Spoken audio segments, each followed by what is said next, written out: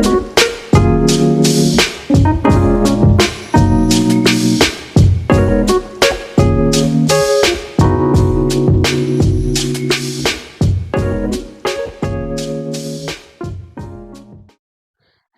नमस्ते स्वागत छ सुरभिस किचनमा। आज तपाईहरुलाई म फिस करी बनाएर देखाउँछु है। यो एकदमै मिठो स्वादिलो एकदमै र सबैलाई मन पनि पर्छ होला।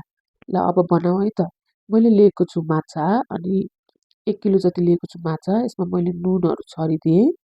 तपाईलाई नुन चाहिँ स्वाद अनुसारले गरिदिनुस्। मैले चाहिँ यसमा चाहिँ धेरै मरमसला राखेको छुइनँ। मलाई चाहिँ सिम्पलै मन पर्छ। हामीलाई सिम्पलै खाँदाखेरि पनि मिठै हुन्छ हैन। अनि खुर्सानी राखिदिएँ अनि कागती चाहिँ राखिदिएको छु। यसले चाहिँ माछालाई त्यो टाइट पारेर फ्राई गर्दा टाइट पार्छ। अनि मैले मुली चाहिँ यति मात्र राखिदिएको छु मैले। मान्छेले राख्ने त जिराहरू सबै राख्छ तर मैले राखिनँ। अब लिएको छु प्याज। मैले ग्रेभी बनाउनलाई चाहिँ प्याज लिएको छु, लसुन लिएको छु, धनिया र गोलभेडा लिएको छु। अनि यसमा मैले 2टा रातो खुर्सानी पनि थपिदिएको छु। ग्रेभी बनाउँदा चाहिँ तपाईलाई कतिको ग्रेभी चाहिन्छ त्यही अनुसारले तपाईले प्याज, गोलभेडाहरू थप्ने हो। अब मैले ग्राइन्ड गर्नको लागि सबै सामग्रीहरू अघि लसुनहरू राखेको थिएँ त्यो सबै काटेर मैले ग्राइन्ड गर्न राखिदिएँ। अब मैले प्याज, धनिया सबै गोलभेडाहरू राखिदिएको छु। यसमा चाहिँ मैले जिराहरू पाउडरहरू मिक्स गरेको छुइनँ। जस्ट लसुनहरू मात्र राखेँ हैन। लसुन जिराहरू चाहिँ पछि फ्राई गर्दाखेरि राख्ने हो।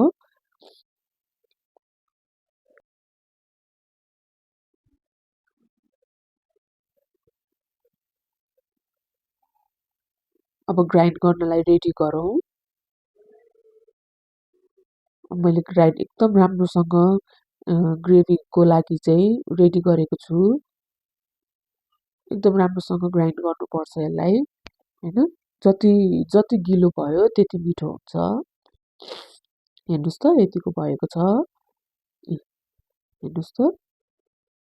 अब तपाईले चाहिँ अब माछा फ्राई गर्नलाई चाहिँ तेल मज्जाले तताउनुहोस् अनि त्यसमा चाहिँ तपाईले हेर्नु त तपाईले माछा राख्दाखेरि चाहिँ यतिको चाहिँ फिज आउनु पर्यो, बबल्सहरू आउनु पर्यो, यतिको चाहिँ उम्लिनु पर्छ। मैले हालिदिएको छु। अब मैले पल्टाइदिएँ। एकछिनमै नपल्टाउनु होला हैन। कहिलेकाहीँ चाहिँ टाँसिन्छ अनि तपाईले चाहिँ मजाले एकछिन राखिसकेपछि एकछिन छोडिदिएर अनि मात्र पल्टाउनुहोस्। अनि यतिको रातो भइसकेपछि चाहिँ तपाईको फिस रेडी हुन्छ। हेर्नु त यतिको रातो हुनुपर्छ। मज्जाले नै फ्राई गर्नुहोस्।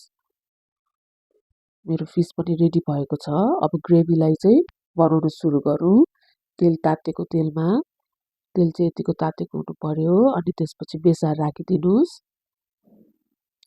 बेसार राखिदिएपछि जिरा राखिदिनुस्। यो चाहिँ एकदम लो हिटमा गर्ने हो है।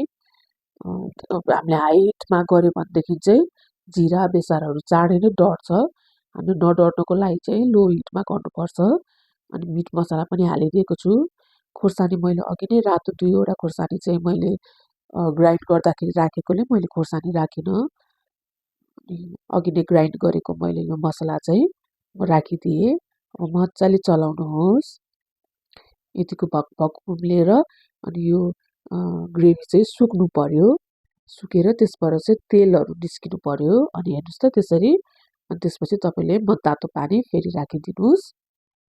मज्जाले भकभक उम्लिने गरी भएपछि बल्ल तपाईले अघि नै फ्राई गरेको माछाहरू चाहिँ राखिदिनुस्। हेर्नुस् त।